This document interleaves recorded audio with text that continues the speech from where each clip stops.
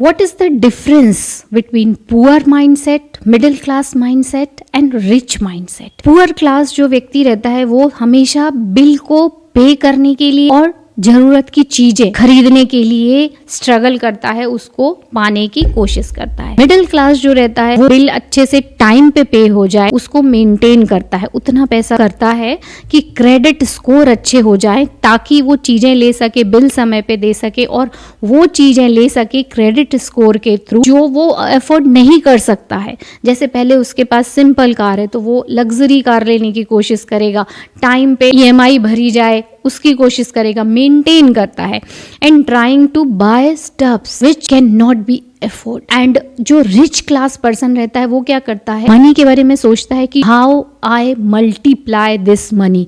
जैसे ही उसके पास पैसा आता है वो सोचता है इसको कैसे मल्टीप्लाई करूं। तो जब वो मल्टीप्लाई करने की सोचता है तो अगली बार उसके पास इतना पैसा आ ही जाता है कि वो अपने बिल भी दे सके, अदर स्टफ्स भी ले सके, जो नेसेसिटी हैं वो पूरी हो जाए, बट उसका पैसा उस आइडिया की वजह से मल्टीप्लाई होना शुरू होता है। तो जिसकी मानसिकता इस तरीके की होती है वो सुपर रिच की कैटेगरी में आ जाता है। तो मैं आपको यही सलाह दूंगी कि इसी चीज़ को जो पुअर है वो भी फॉलो करें।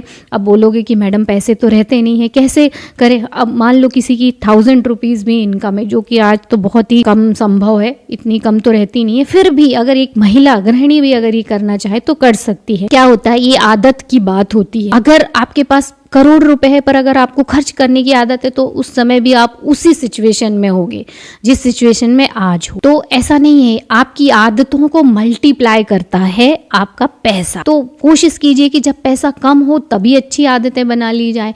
तो मान लो आपके पास 1000 रुपए भी हैं तो आप बोलोगे इतना तो किराने में और इन सब चीज़ों में ही खर्च हो जाता है, तो इसको हम बचाएं कहाँ से? बट कोशिश कीजिए इस बार 100 रुपए अलग निकाल के रखिए। और किस लिए रखिए? कि इसको मल्टीप्लाई करना है। भले आप कोई भी छोटे से छोटा, आजकल तो बहुत कम अमाउंट में SIP हो जाए, म्यूचुअल फंड जो है आप वो ले सकते हो, और भी बहुत सारे तरीके हैं, पोस्ट ऑफिस पे जमा कर सकते हो, कहीं भी, या अपने पास खुद सेविंग करो जब तक कि उतना अमाउंट ना हो जाए कि आप उसको इन्वेस्ट कर सको। पर ये आदत डालो। इस आदत से क्या होगा, आपका दिमाग कैसे सोचने लगेगा? रिच व्यक्ति की तरह सोचने लगेगा और एक ना एक दिन आप धीरे धीरे उस चीज़ में पहुंच जाओगे कि अब इस पैसे को मैं मल्टीप्लाई कैसे करूं। और जिस दिन आपने ये राज जान लिया उस दिन आप रिच व्यक्ति की कैटेगरी में आ जाओगे। मिडिल क्लास में भी मैं यही सलाह दूंगी कि पैसे को पहले मल्टीप्लाई कैसे किया जाए उसके बारे में सोचना चाहिए। दूसरा, एसेट्स में इन्वेस्ट करना चाहिए। किसी भी तरह से आपको रिच माइंडसेट को डेवलप करना चाहिए क्योंकि वही आपको फाइनेंशियल फ्रीडम क्रिएट कराएगा। अगर आपकी सोच सिर्फ बिल भरने तक है या टाइम पे बिल भर सकूं, मेंटेन बस करने तक का है, तो शायद आप फाइनेंशियल फ्रीडम नहीं क्रिएट कर पाओगे। तो बेस्ट तरीका है कि मनी को मल्टीप्लाई करो। यही सबसे इंपॉर्टेंट ब्रेन माइंडसेट का अंतर रहता है पुअर क्लास, मिडिल क्लास और रिच क्लास के व्यक्ति में।